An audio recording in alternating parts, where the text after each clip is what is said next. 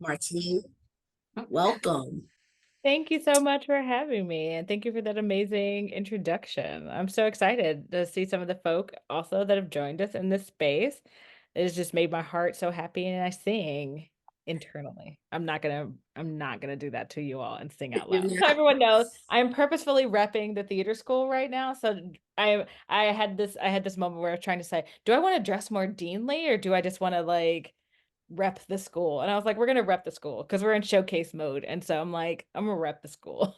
Rep the school. I love it. And that is actually right. Part of the business of being a dean is to rep the school. And so you're doing that. We are grateful. So, to our questions, the way that this will work, we will be together for a hard hour. We will spend the first part of that hour with some questions that I will offer to Martine. Martine will, give us her thoughts and ruminations on those questions. And then we're going to open it up to the audience of questions that may have developed as a result of what you hear, and then there may be some new ones that you've come prepared to share in the space. There's no obligation, but there is an opportunity for a conversation, and so we will welcome it. And so, if you're following Martine on social media, you know that oftentimes, these posts begin with "that dean life" or they end with "that dean life," and so that's where we're going to begin. So, Martine, with that dean life, tell us how you prepared for the role that you currently have, from Virginia Wesleyan College to Catholic University to the University of Wisconsin-Madison, and all of the academic and professional spaces that you have occupied since attaining your PhD. Have you always aspired to senior leadership, or was there a moment at which point you felt that call and you decided to respond, and the rest of the universe conspired to support you in leveling up? Oh, this is such a great question because my response is probably the latter half that the universe just conspired to this. And part of the reason why is because my trajectory towards leadership has been a really interesting one. I always struggle with whether or not to share it because I also recognize that sometimes sharing this put yourself at a disadvantage because people may think, oh, you don't deserve this or you didn't earn this or whatever it is. But I honestly generally had the goal had always been tenure. And so Mm-hmm. for the longest time, everything I was doing was in pursuit of that thing. And then all of a sudden, in the weirdest of times, which is 2020, I got tenure at SUNY New Paltz and then realized, wait, I'm at a point where I have hit the goal. What do I do now? And then we have a pandemic, and then we have George Floyd. All of these things are happening. And, I basically spent some time really sitting with myself and trying to figure out where I felt led. Um, and uh, what ended up happening, ironically enough, is that I started sort of, I guess the best way to describe it was I started feeling the walls of my institution. And not because like SUNY New Paltz was doing anything besides being the amazingly brilliant thing that it was. But I think there was a moment when I was like, wait, I feel like I don't even know how to describe it besides the fact that I felt like I had basically accomplished all the things I had come there to do. Mm. So I was at a crossroads where I was like, okay, well, do I just stay in a holding pattern or do I figure out like what is the next thing? What is the next? And it didn't even necessarily have to be leadership, or it didn't have to be senior leadership. Honestly, at the time I was playing with all sorts of things. I was like, is it a chair? Like, do I like start a new program? Like what am I doing with myself? And I don't want to get too far ahead of myself, but let's just say that a mentor was the person who kind of shook me into this new path, if that makes sense. Right into the next question, right? Which was, what role did individualized mentorship play in your leadership journey? Who are some of your leadership models, and whose footsteps are you following in, or shoulders are you standing on? Heard. I would say it's a combo of people, but I think, and so some of them include, For example, like I had no idea when I went into undergrad that I even wanted to necessarily get a PhD and to teach, but then being surrounded by amazing teachers like Dr. Sally Shedd at Virginia Wesleyan, Dr. Patrick Tewitt at Catholic, and then coming into the space of the Theater for Cultural and Social Awareness with Patrick Sims. Those were the folk that really made me understand how much power there was in being an educator, and not like, like the Machiavellian kind of power, but really just like how important it is to spread knowledge and how to use the gifts that we've been given in order to spread knowledge. And so it just so happened that during this time, I was thinking about being out on the job market. I was actually in the process of interviewing for some places, and I reached out to Patrick Sims and said, he's been a mentor since I was in my PhD program. And I said, this is kind of where I'm at. This is what I'm looking at. This is what I'm searching for. Help. Mhm, mhm, mhm. And uh in the brilliant way that Patrick Sims is, like, he basically was like, well, I don't know if I can help you with all that, but what I can tell you is, like, I, I have a position that needs to be filled. It's, an interim dean position. I really think you should think about applying for it, which honestly had not crossed my mind in any way, shape, or form. Like, thinking about being a dean just hadn't even gone there yet. And part of the reason why is, honestly, I hadn't even been a chair yet. Like, I had taken on a lot of responsibility in other different arenas. Like, I had been, the head of my area at SUNY New Paltz. I was the president of LMDA for, a few years. Like, I had other forms of leadership under my belt, but I just hadn't really thought that far ahead to be, oh, I want to be a dean. And then when he said that, I'm going to own that the thing that was kind of awesome about that moment was that, with, the prospect of potentially being an interim dean, if I could work it out with my institution, I knew, okay, well, if it's not for me, I can go back, go crawling back to, not, back to City New Paltz, and just go back and just know I tried that avenue. It wasn't it. And now I know that's not it. So I need to be looking somewhere else for, like, what is the next step. Ironically enough, got down, ended up getting the hired in the position at UNCSA to be the interim dean of the Division of Liberal Arts, and discovered how much I like being a dean. And Mm, honestly, I think the reason why is it is the perfect combination of vision and service. Like, there is a vision that you have to create, but you also have to create that vision in concert with, like, all of the constituencies in which you represent. And you also have to figure out how to do that in a way that really aligns with the values and the mission of that unit, of that institution, all these things. And so I purposefully love just being, I wanna help. I wanna be of service. And, all of the things that I do basically feed into that every day. There is not a day in which I am not in service. And so, at its best, it is an amazing journey and a ride, but also sometimes it can be a little overwhelming always being of service. But, I would have never thought about this if it hadn't been for Patrick poking me a little bit. Because the thing that was interesting is, even when he brought it up, I was like, am I ready for that? And he's like, I would not have asked you if you were interested if I didn't think you were ready. And sometimes you just need someone to give you that boost of confidence that you might not have within yourself, or to see something in you that you didn't see in yourself.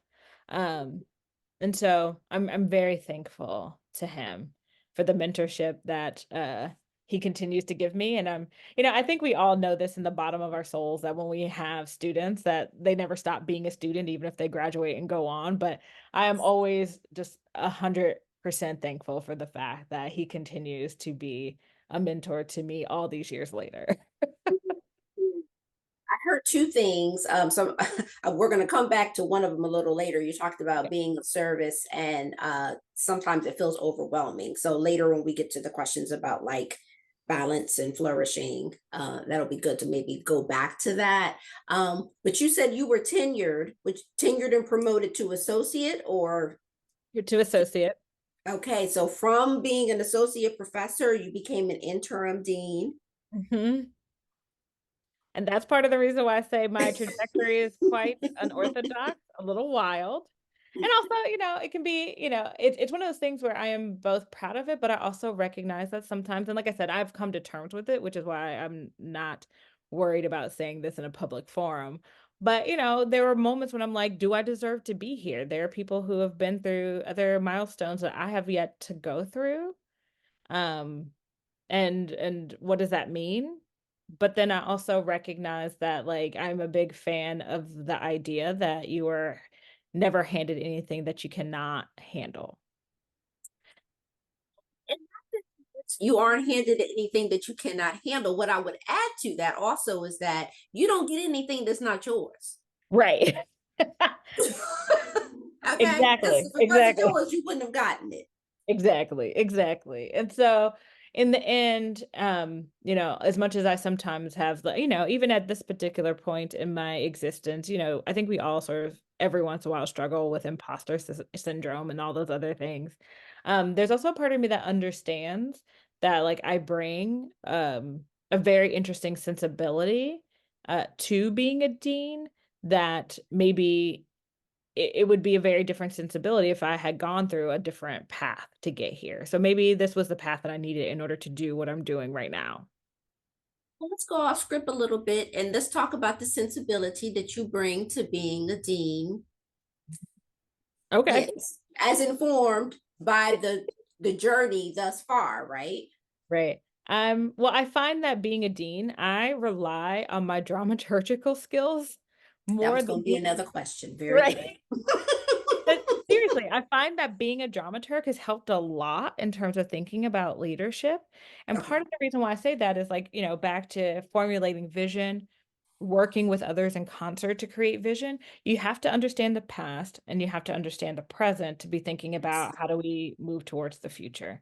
And so Mhm. I find myself a lot of times doing a lot of deep listening, which you have to do in dramaturgy and especially in new play and production dramaturgy. Like what are the things being said? What are the things that are not being said but are being said Yes. at the same time? What are the things like what are the steps that need to be taken in order to get to a particular place and really thinking about what is that scaffolding, that trajectory and really like building that.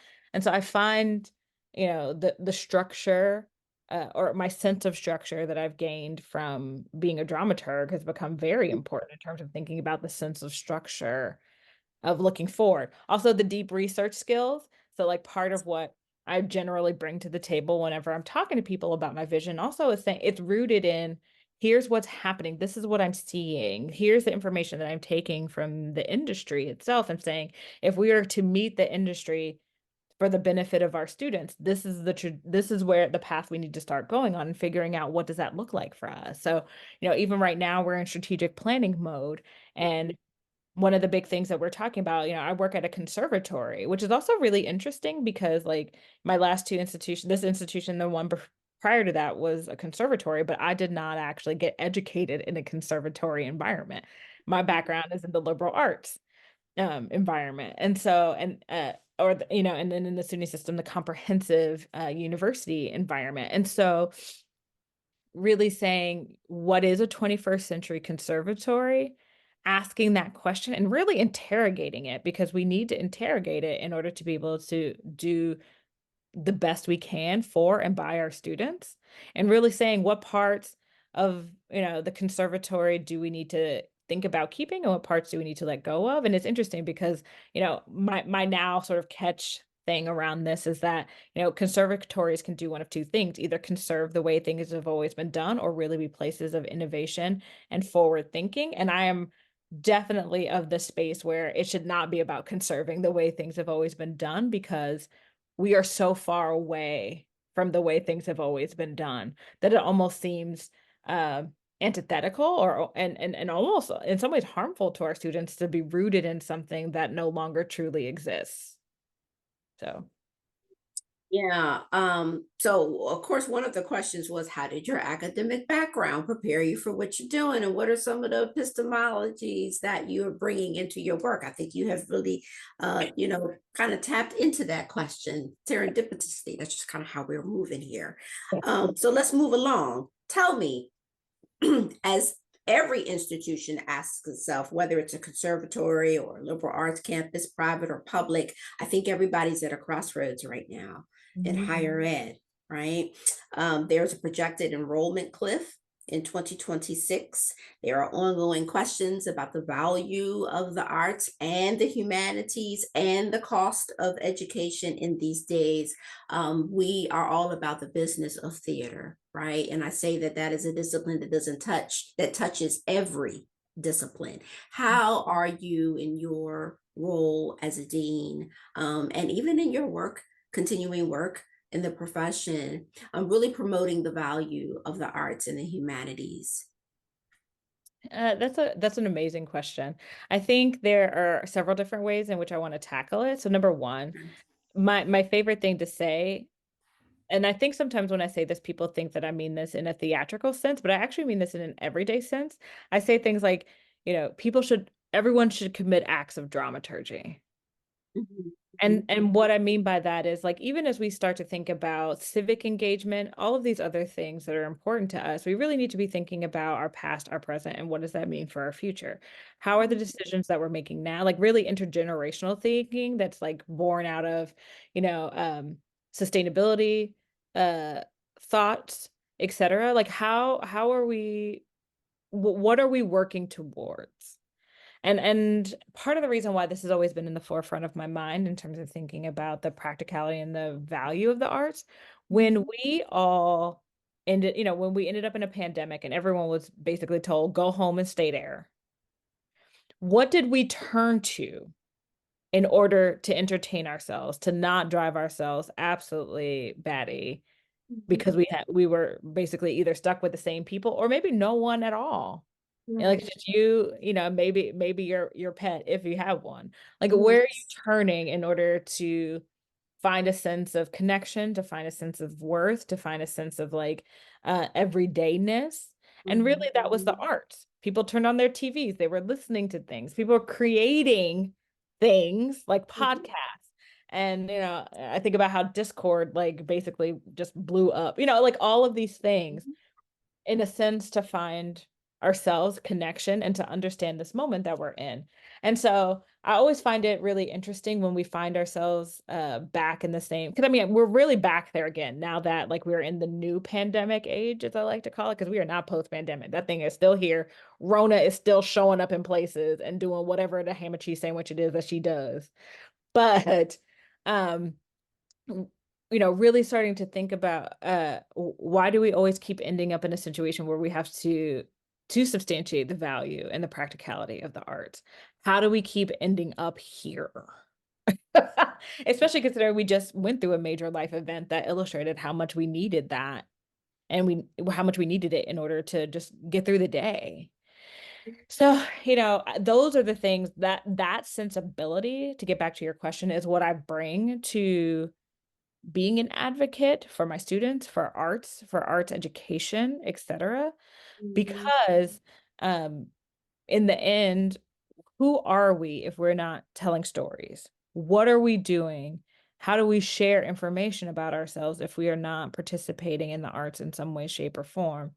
Um, and I know that I say this also with like the growing anti-intellectualism of the country. I say this in the aftermath of, people just wanting desperately. I think in some ways, some of the revolt against the arts may actually be due to the fact that, because that was what we were doing in order to bide our time during the pandemic. People now are like, because it just reminds them of a really terrible time.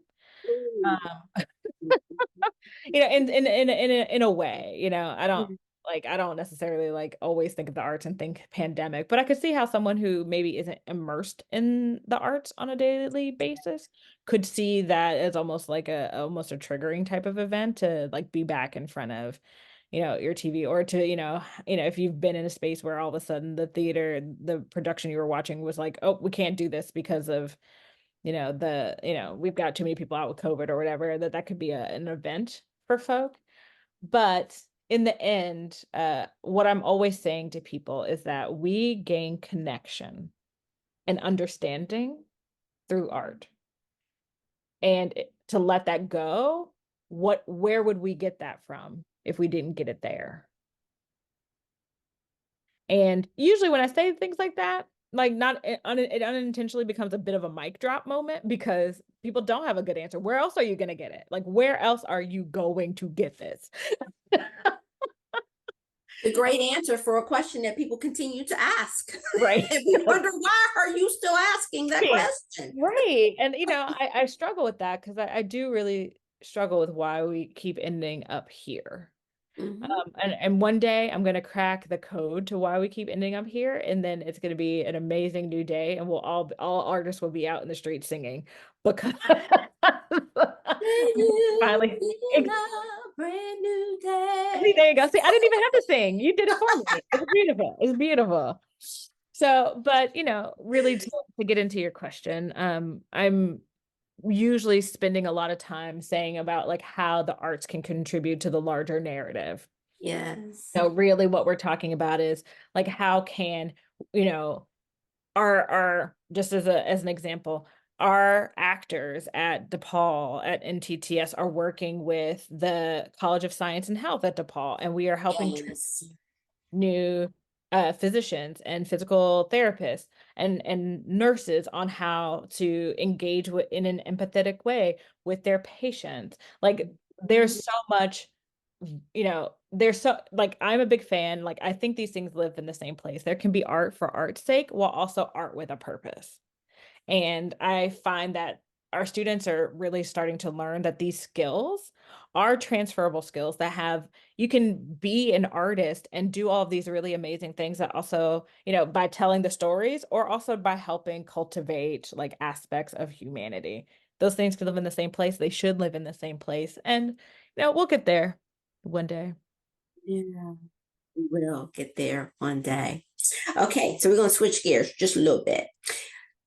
There is a chapter called Narrating Administration in a book called So You Want to Be a Dean that my former dean gave me to read, right?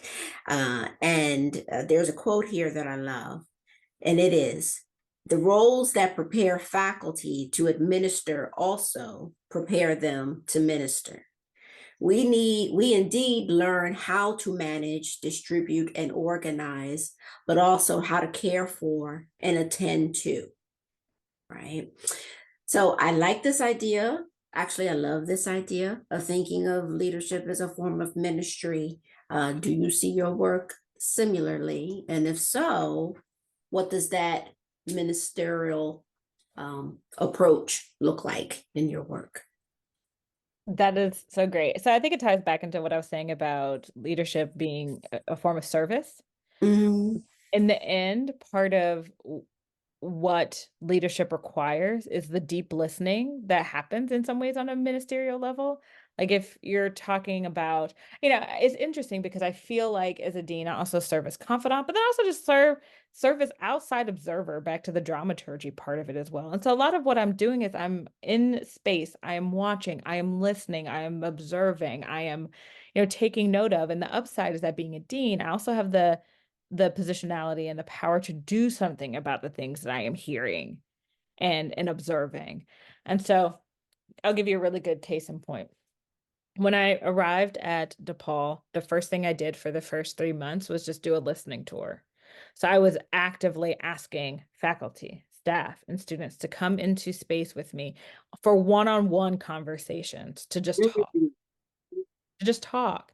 Like, tell me about your experience at TTS. Tell me about your relationship to Greater DePaul. Tell me about what are the things that you feel like we do super duper well, and what are the things that you feel like we need to work on. And in the end, the thing that I heard loud and clear is that everyone was tired.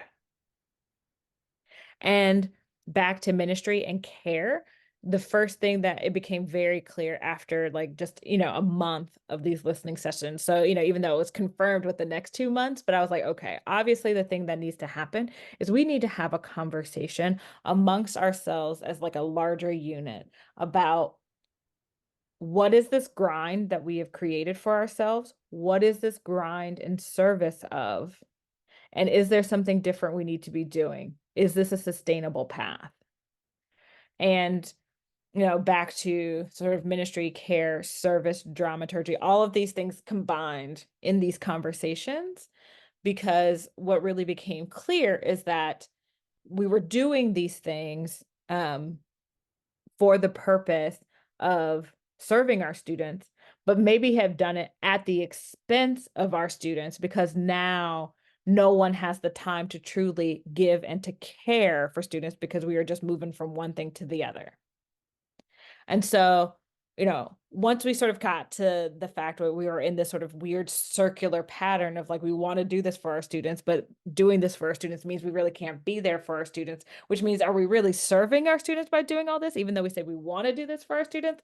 Like, once we kind of unpacked a lot of that, we realized that, like, in the end, as much as it was going to be painful in some ways to start reeling some things back, in the end, we were going to be serving our students in a better and different way. So, for example, now what I'm hearing, even though there are some students who are a little sad about the loss of some particular production opportunities. So for example, like, I should reel it back a little bit. One of the things that we decided to do was reel back our main stage season by a couple of shows. So normally we produce, so prior to my arrival at TTS, we did 9 main stages, 3 elevated studio productions, 10 studio productions, anywhere from like 3 to 7 labs, prototypes.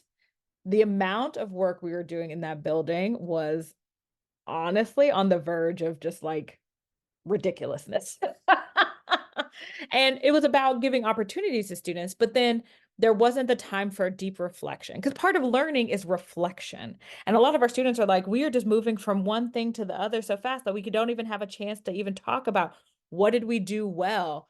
How did we, like, what are things that we didn't do so well? Come up with a strategy about how to do it better. They don't even have time to do all that, because they're literally just thrust from one project to another. And part of it's because our whole thing at DePaul is at TTS is learn by doing, and it's also DePaul. We learn by doing. It goes back to service. We learn by doing. But we were doing so much that there wasn't actually a whole lot of learning that was happening. It was basically just shuffling from one project to another. And so now that we have reeled that back a little bit, students are talking to me about how, as much as, yes, there are some people who feel the loss of some of those shows, but they're also like, but I also had a chance to realize, or to talk about, and to strategize, and to think with my professors about what did my performance look like on this project. If I'm a designer on this project, I actually had a chance to really think about, wrap my brain around, what is this project that I was doing? How was it serving my larger learning goals? Was it serving my larger learning goals? Because that's the other thing. Sometimes you get into such a rut that sometimes you forget about the experiment, and that's what education is about. Like, this is the moment to really experiment in terms of your artistry, figure out like what are the places where you should grow, need to grow, etc. And we weren't leaving our students with the opportunity for that to happen. So, um, in the end, some of that care, and we're still working it out, because that's the other thing. I think ministry and care is also about reminding people that none of this has to be perfect, that we are in an educational environment, and just like we encourage our students to revise and resubmit, we can revise and resubmit. So we're still in a process of figuring out like what is the right number of productions, also balancing that with like the very real fiscal challenges that we are all going through right now. Just saying. And but in the end, what we truly did was really say, like, how can we actually care for all the humans in the building? Remember that being a person is actually a finite resource, that we cannot run ourselves into the ground and not think there's going to be a larger cost. So yeah, I'm just gonna leave it at that. We're just gonna stop. So finite cost to being a person, a super active research production oriented season at TTS. I mean, the next question was going to be, are you still active in your own research? And and she completely goes away from the screen. Right. Yes.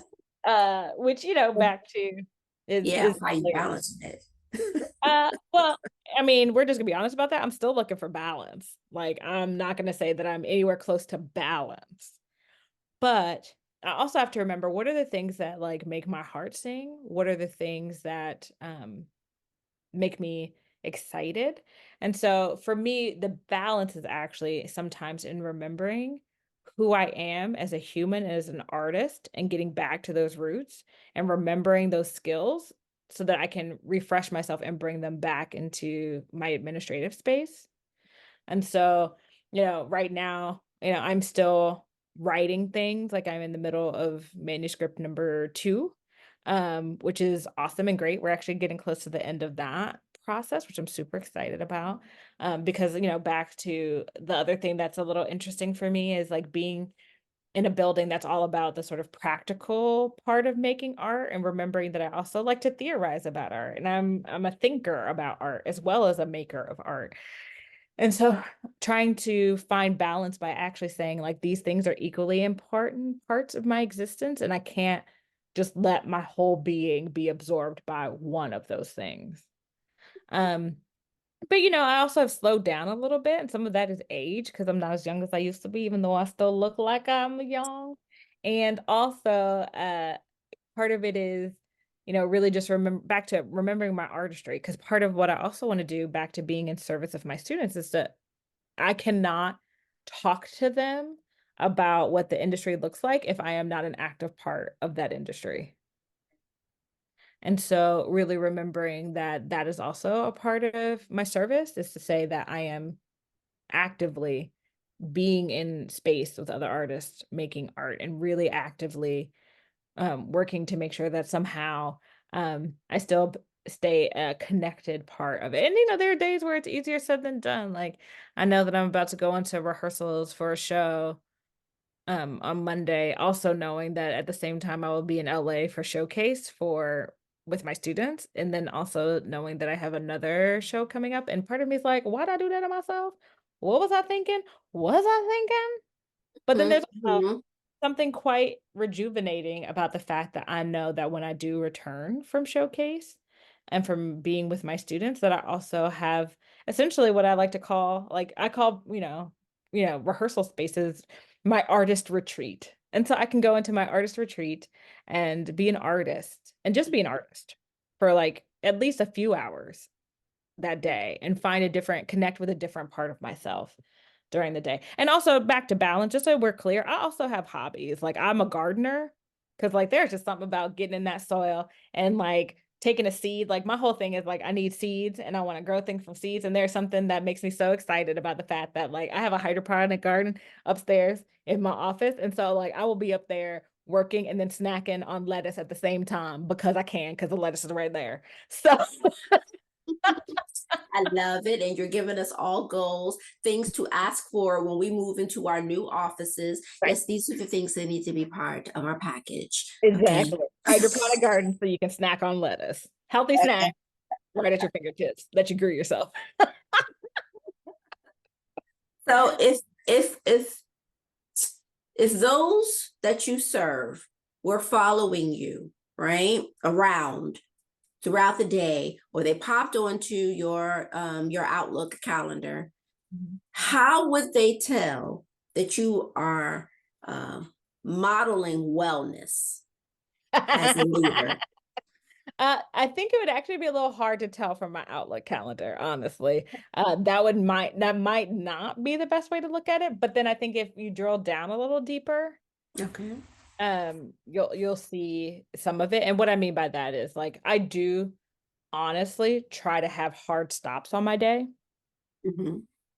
so that like in the end I know that from and some days are better than others, because I think part of that dean life is also night events, going to shows, being visible, being out there in the community, but also saying, okay, there are days when I just need this is a Martine day. And so I think depending on what day you look at, you'll see that. So for example, it may not be obvious looking at the chunk of the day, but if you look up and you see Martine work from home, sometimes just working from home makes everything a little bit better because then at least I can it's easier to like pop into my kitchen and just make something really quick as opposed to like having to order some food or something that I probably shouldn't be eating. That kind of thing, just so I have something down, in my face. Um, Mhm, mhm. and then also I find that like there's something a little, back to working from home on like I try to do it at least once a week, if not twice a week. And part of what it also does is saves me my commute time, which then allows me to do things like get on the treadmill. Mhm, which we've seen you do. Exactly. So for those of you who don't know, in my office, I have a walking treadmill, but then I also have a treadmill at my house. And like, so it gives me an opportunity to do those things that Yes. are about self-care. And so that I, don't always have to worry about that thing that I ate yesterday because at least I will burn a few more calories today in that thing. So, like I said, it wouldn't be 100% obvious looking at my calendar, but and then, to be honest, like I have to give a little bit of a shout out to my executive assistant, Janie Killips, because they really actually do try hard to remind me that I need to do things like go outside and just take a walk. So sometimes I will be in my office and Janie will come in and just like literally push me out the door, being like, go take a walk. Bye. Bye. Bye. Get out of here for a second. Um, or, I'm lucky enough to have a balcony attached to my office. And so even if I can't go, because my office is on the fifth floor. So even if I can't get all the way downstairs and outside the building, just go outside and breathe some different air for a second. Remember that there is a life, just like there's life outside your apartment from Avenue Q, there's life outside of your office. And so I have an amazing support system that also between, you know, my associate deans, my assistant dean, we all work on, and we've all started to work on a spirit of care for each other. And so really we work hard to try and cover for one another so that when people leave, they can actually just be gone.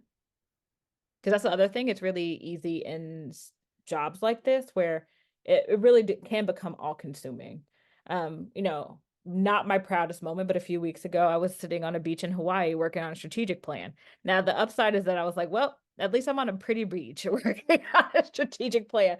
But it's also funny because, like, at one point, my assistant dean was like, all right, Martine, let me handle some of this so you can just go be in Hawaii. Saying that you struggle just a little bit with delegation. I don't even know if it's delegation. What it is, honestly, is that I try so hard to help everyone else around me have a work-life balance that I Mm, sometimes do mhm, it at the expense of my own work-life balance. mm.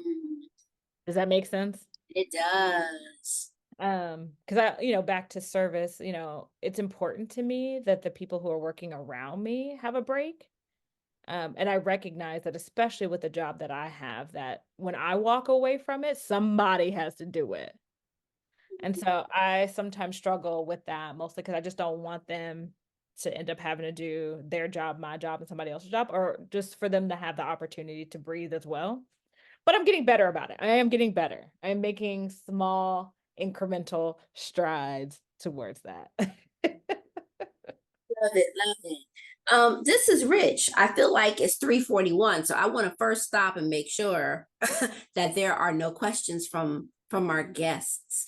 Does anyone have a question? I mean, I have a couple others that I didn't ask, but I want to make sure that we can actually have a discussion with the participants that are here. So does anyone have a question? You can raise your hand or put it in the chat. It's so funny. There's so many amazing people in this space. I'm super glad that y'all decided to come hang out with me for what, an hour. Me too. Okay, well, while maybe they're thinking about it. Okay, so I was listening to this talk the other day, sponsored by the YWCA in Metropolitan Chicago, where you are, where I've been. And it was about Black women and thriving in the workplace. And one of the guest panelists, Dr. Tracy Hall, she spoke about three highly prized qualities in leadership, and they were emotional intelligence, self authenticity, and agility. So, a few weeks prior, I was in another session, and one of the facilitators talked about bringing femininity back to her leadership. And so, of those four, which resonate with you and why? Oh goodness. I would say all of them, honestly. I don't think I can be who I am and be as authentically as much as I can be myself in space. Because we're just gonna be real. One of the things that's so hard about being in leadership is that it's hard sometimes to bring your authentic self to leadership because sometimes authenticity leads space. Authenticity requires vulnerability. And sometimes, especially if you're a Black woman in higher ed or a place of leadership, being vulnerable also leaves you open to attack. Um, but in those things, like I find that there's so much of my job that is about being a mediator. And you have to have a lot of emotional intelligence in order to be a mediator because you have to figure out like have the self-awareness to figure out where you sit with an issue and then like how do you help two other people navigate that without letting as much of without letting your bias and all those things creep in, and that takes a lot of energy and a lot of sense of self to do. Also, back to authenticity, like I think it's very hard for me to not be who I am. I think that's just like one of the things that I've just come to terms with. I'm going to be silly and I'm going to be sassy and I'm going to be a champion and I'm going to be bubbly and I'm going to be there's so many multitudes that are contained within me and all of them are passionate things. And so it's hard to not bring those things to bear, bring them to the table. Um and it's funny because sometimes like people ask questions and I find myself working them out as I'm listening to them. And so like, I always have to I find that sometimes I'm in, back to self-authenticity. I'm like sometimes apologizing for faces I'm making because I'm like, no, this question, this face is not about your question. This face is about me trying to like pull apart all of the parts of this question so that I make sure that I actually answer it in a full, robust way that you need. Things like that, but that's where also the emotional intelligence comes in because you have to know all of these things about yourself in order to be able to be transparent about that is what is happening in this moment. But and that also comes with the flip side. There have been times where I made a face and I'm like, I know I'm making a face right now. I don't know where it's coming from. Just know it isn't about you. Like all of those things. Being agile, oh my gosh. Like we're just gonna be real for a second. Like it's not like it's all that, it's not you can Google it and find it out. Like I was in my job at DePaul for like it feels like 5 seconds before the whammy of all of the budget issues that were happening at DePaul came crashing down on me. And so, in my head, I had this one sort of plan of like where I thought we were going. Like I was still in the listening session phase, so I was still like formulating things, but I was starting to see like a trajectory ahead, only to find out, oh no, that trajectory, if it's happening, it ain't happening with any money. So let's figure this out again.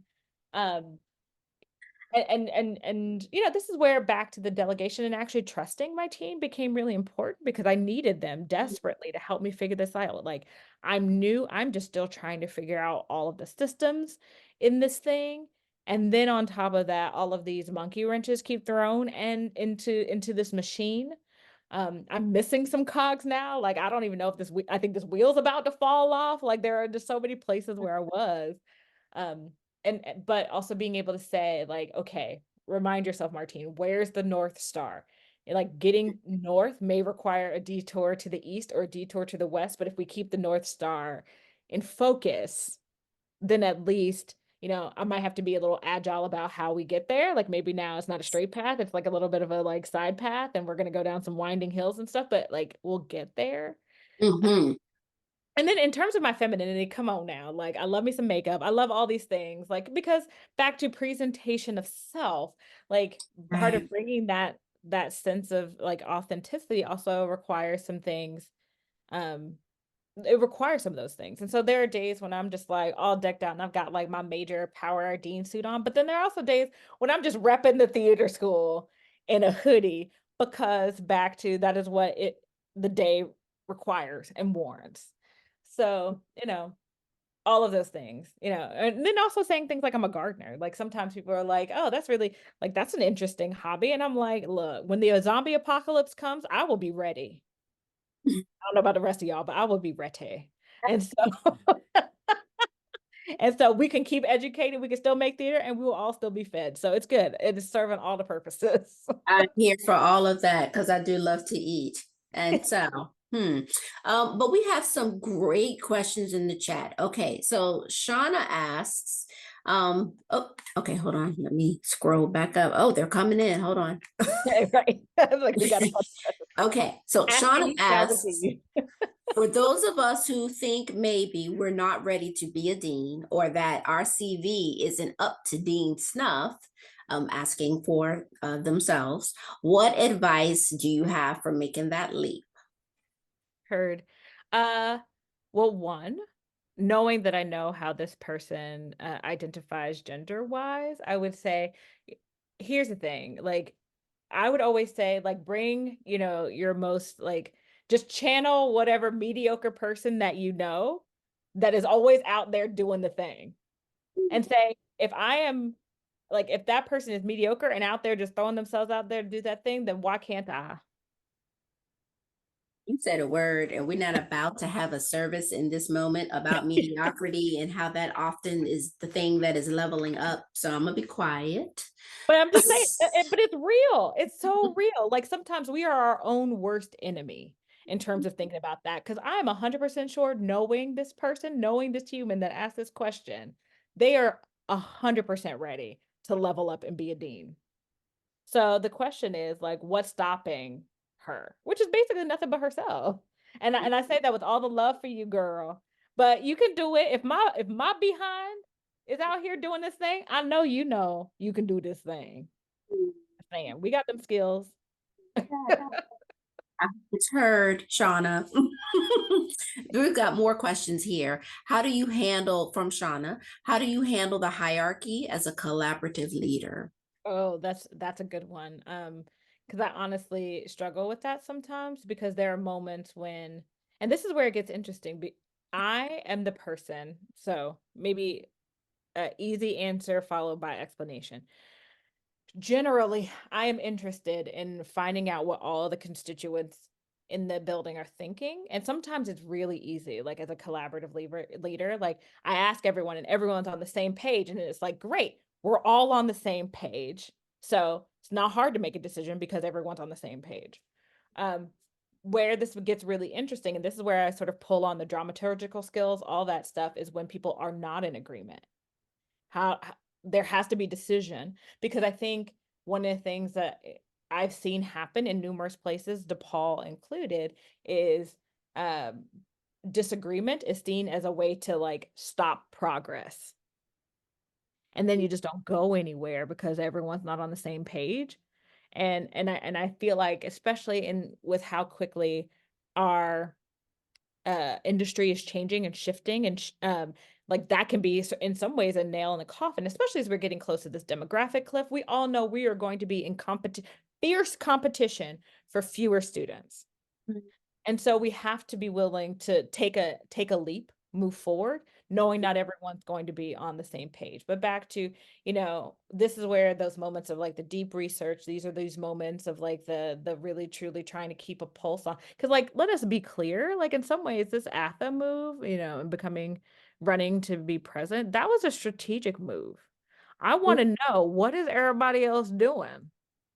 And so, and like really fostering a nationwide conversation about what are we doing right now? And I want to be in the middle of that conversation. What better way to do that than just like, I don't know, serve as the leader of the people who are having that conversation. And so, but for that reason, that sort of deep need to know, that deep research, like that is where you then say, okay, I'm going to make this decision. And I know everybody's not going to be okay with it, Right. but literally back to service, doing what is best for the whole. And hopefully one day, my leadership reign will like last long enough that we see the other side of this. And hopefully I was right. And if I was wrong, also just honoring the fact and like acknowledging that I was right. Because Yep. I have no problem acknowledging when I done messed up. Qualities of leadership. Shauna, You have a couple of other questions. I'm going to jump to Brian's question just because it touches on the second question that I just asked of Shauna's. And Brian's question is, do you have any advice on leading strategically from below? In Mm. other words, what are we to do as folks in leadership positions when the managers and organizational structures above us aren't functioning the way they might? As theater people, I suspect many of us are groomed to grin and bear it, to put on a good show, especially for our students' sake. But there's got to be a healthier way. Heard. I think generally this is where, back to dramaturgical techniques, this is where this comes into play. And I do this still now. I was just doing this earlier today, ironically enough. It's about asking questions. I'm good for asking a question and just saying, huh, that's really interesting. If the goal is X, could someone explain to me how doing A, B, and C gets us to X? And then making people explain it. And here's the thing, it's going to be real clear, real quick to everybody in the space if A, B, and C does not get us the X. And I think sometimes pointing that out, even though we all know higher ed moves at a snail's pace, pointing that out, if no one ever points it out, we will never make any change. It may take forever to get there, but I think step one is always pointing it out. And I've been in some really interesting positions in my career and, back to taking leaps of faith. There have been times when I've found myself in someone's crosshairs because I asked a question. But in the end, I feel like, back to, the universe taking care of me and really sort of ordering my steps in the sense of um those questions have also led to greater outcomes, even if in the immediate, it feels a little messy and it feels a little whatever. So I would always just encourage you to just place a really interesting, well-placed, well-thought-out question in the table and see how people grapple with it. Because you do it in the right spot, someone's going to hear it and you're going to have planted a seed. And that's the thing, it takes time. There have been people who have asked questions around me that I'm like, huh, that's actually really interesting. Only for it might take a few months or a half a year or a year, but eventually it manifested into something that shifted culture because they asked that question. But if you don't ask the question, no one realizes maybe there's something that needs to be solved for. That was a lot. But it was rich, and thank you. Antonio asks, I'm noticing pushback post-pandemic in the students to engage fully in the training education. Have you noticed anything like that at DePaul? Yeah, I think really I assign it to a couple different things. I assign it to one, there's a socialization issue. We have students that are in some ways almost, kind of 2 years behind in terms of their socialization, learning how to work together, how to collaborate, to be in space with one another, those things. And that manifests in ways like not understanding why we are doing a thing. Like the major thing that I see in terms of pushback, which is, I think for someone who is a questioner, not a big deal, but I also recognize how there are some people who just don't want to be questioned, and so it can be a really big deal. Students are like, why are we doing this? I'm all about answering the question. So I'm like, okay, here's the scaffolding. Here's the reason why we're doing it. Here's what the learning outcomes, the objectives are, etc. Do are so now that you know all of this, do you feel like that is something that you don't feel like you need, or do you now understand what it is that we're asking of you and why you're asking it of you? But it also takes time, it takes conversation. Not everyone is always interested in those conversations. But I find that, at least with my students in my building, that 9 times out of 10, if I take the time to explain to them why a thing is happening, they're like, okay. Doesn't mean that they still don't push back sometimes, in terms of engaging, timeliness, being on time is a real thing. And, but there are also so many factors that we have to think about in terms of that inside of, most of them are taking public transportation. And I love me some Chicago. but also we can have some real conversations about how on time Chicago public transportation is. And uh when that happens, uh where's our grace? All those things. So I would say the answer is yes and no, and we are combating them in different ways.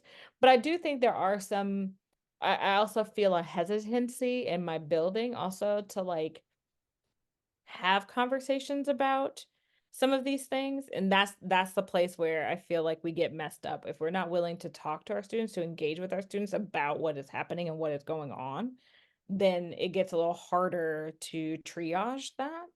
Mhm. Um, but yeah, I would say the answer is yes, because I think also everybody's just tired. Everybody's tired. And we have not really figured out the malaise of the human being in the new COVID era. And how much of that, like, I'm sure we'll have all these scientific studies later on about how, like, we done lost like 50, 11 of our years just contracting COVID. And if you've had several bouts of COVID, you probably, like, lost, 50, 11 times two, which is not a real number, but a real number Mhm. in terms of like just your life. So there's a lot to unpack, and I think back to things that we'll eventually get to, I think all will be revealed, and some of it I think is scientific, and some of it I think is social. But yeah, I'm seeing it. I'm gonna stop talking because I know we've got a few seconds left and more We questions. do. Well, there was one more question from Shauna, but generally there's just some comments in the chat affirming of the things that you're saying. But in our last couple of seconds, is there anything you want to leave us with as we think about leadership in this moment Right. right now? Right now, we need new leadership, new ideas, different people more than ever. So, one, please do not let higher ed run you out because I've seen a lot of people leave over the past few years, and people who would have been brilliant administrators, people who really would have helped change the tenor of what higher ed looks like. So, basically my plea is don't leave, fight the good fight, ask the questions, and don't be afraid to put yourself out there, especially if you have any inclination towards leadership, because there are plenty of us who are in this particular era of our world who are interested in mentoring to get you where you want to be. Cause like I'm gonna be real, I don't want to be a dean for the rest of my existence. And I don't know what that means. Like maybe I'll be a provost one day, maybe I'll be a president. I don't know. Maybe one day I'm just like, I'm tired and I'm gonna go back to being like tenured faculty member. I don't know. But we need people to also replace folk like me once we're ready to be done. So please like just hang in there. Be the change makers that I know that we all are capable of being. I love it. We have President Green-Rogers here in the chat. I could totally see it. I could totally see it. And yes, I'm going to take you up on your mentorship offer. Completely, completely. So thank you so much for your time with us, Martine, this afternoon. This was a joy and a pleasure, and I'm so grateful for all of you that took the time to be with us in person this afternoon on a Friday. Have an amazing the remainder of your day. Have a great weekend, and I look forward to seeing you at the next installation of transitions in leadership.